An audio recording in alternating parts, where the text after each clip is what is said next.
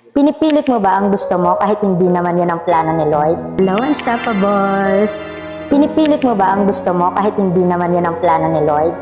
Live in accordance with His will.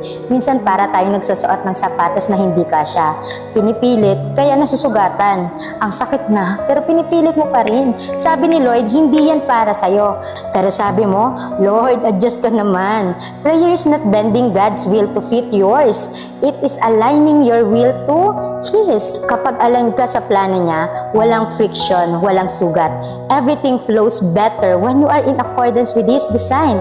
1 John chapter 5 verse 14 assures us, this is the confidence we have in approaching God, that if we ask anything according to His will, He hears us according to His will, not yours. Align, don't force, walk in accordance. Again, this is Miss Gideon reminding you to stay faithful, stay hopeful, and stay unstoppable. To God be the glory. Bye!